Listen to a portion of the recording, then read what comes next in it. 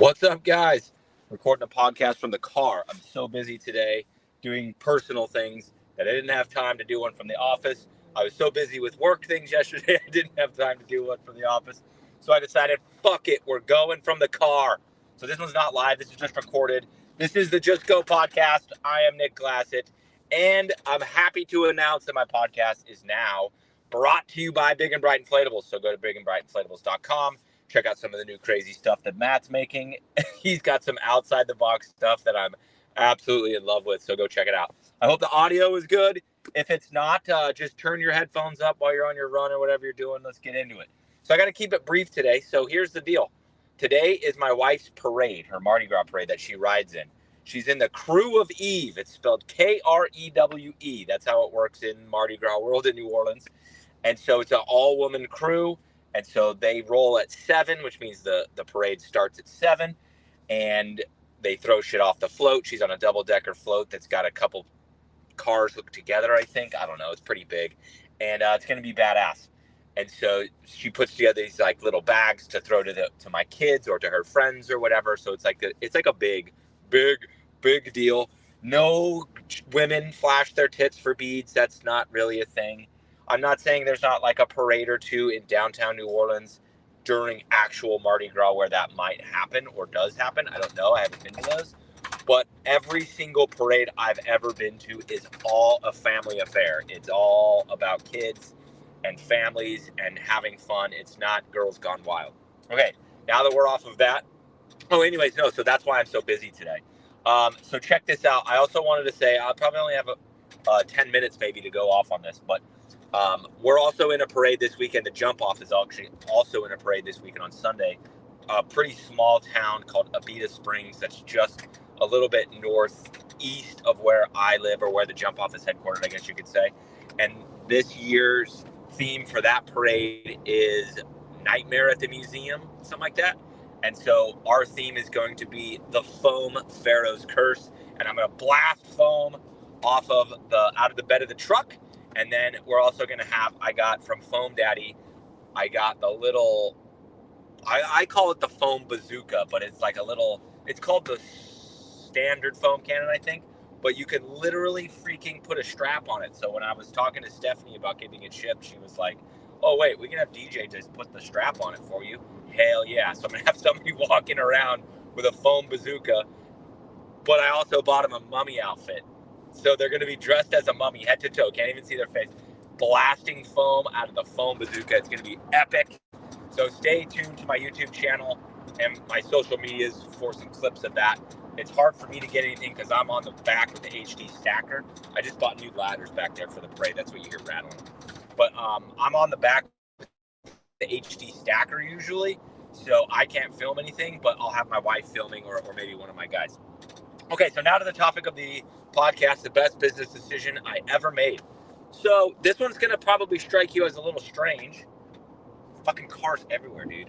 Like all these businesses are closed and shit because of the parade today. So it looks like downtown LA on the surface streets. I'm on the interstate right now, and the interstate's just kind of full of cars. We're going the speed limit. There's way more cars than there should be on a Friday afternoon at 1 p.m. Okay, anyways. The best business decision I ever made is probably going to strike you as a little strange. And the best business decision I ever made is to start making content, to start filming my stuff for business, to start putting out the opinions that I have about business and how to run a better business. And I've kind of accidentally turned myself into a little bit of like a hiring kind of, I don't want to use a bad word here, expert or guru, but you get it. Like that's my passion. That's my thing. That's what I'm really good at. And so that's what I end up kind of talking about the most. That's what people invite me to conferences to speak about, that kind of thing. So the reason that's the best business decision that I've ever made is because, no, it actually doesn't give me very much business. Now, the jumpOffstore.com, where I sell rolling straps, lashing straps, adjustable water slide tethers, I have my own bounce house cleaner, etc. So the jumpOffstore.com only started because I had content getting put out there, right? I had people coming to me asking me where they should buy lashing straps, what cleaner they should use. So I started that business, and it does very, very, very well because I take it very, very, very serious. and I'm trying to make the absolute best stuff possible. And then the other reason it does so well is because I teach people so much stuff for free on my YouTube channel, my podcast.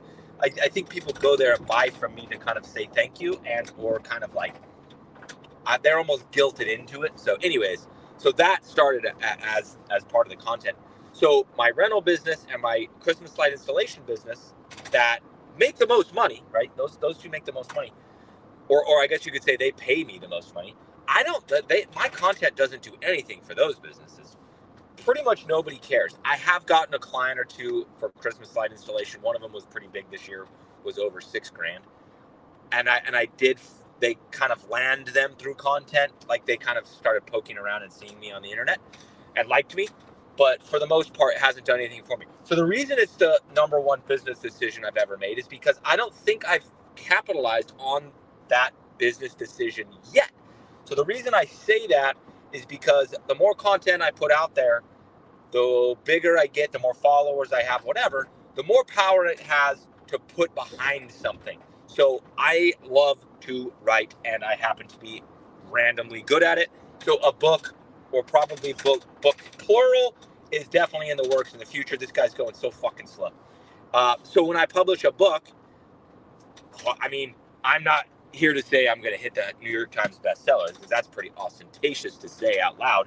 However, that is my intention fucking fully. And so when I release a book, I will have all of you guys that I can tell about it. And you don't have to buy my book. Maybe you do, maybe you don't, right?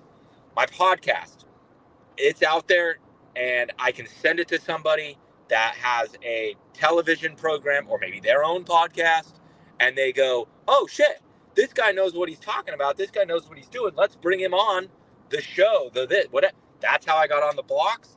That's how I got on. And then I got on the Las Vegas Morning News in a couple weeks via the blocks. So somebody through the blocks is the one that got me that spot. His name's Brian.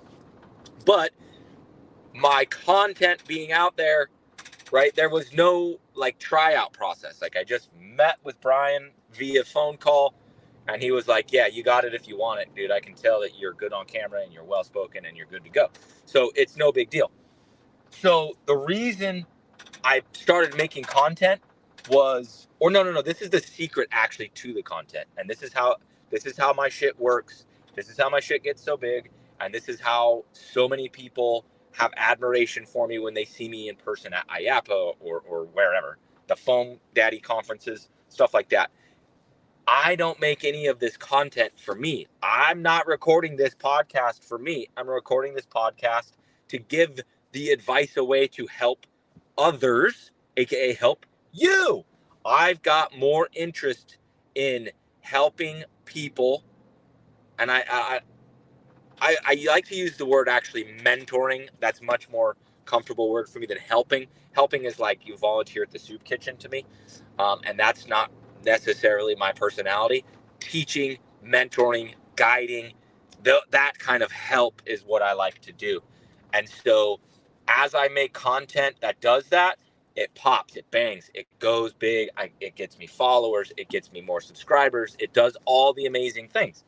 The second, and I mean the fucking very second I start making content for me, and I did this. If you go to my YouTube channel currently today and go look at the last, pretty much every video I've published in the last little while, they all have very low view counts compared to my other stuff. So I'm gonna fucking turn right here. This traffic is insane.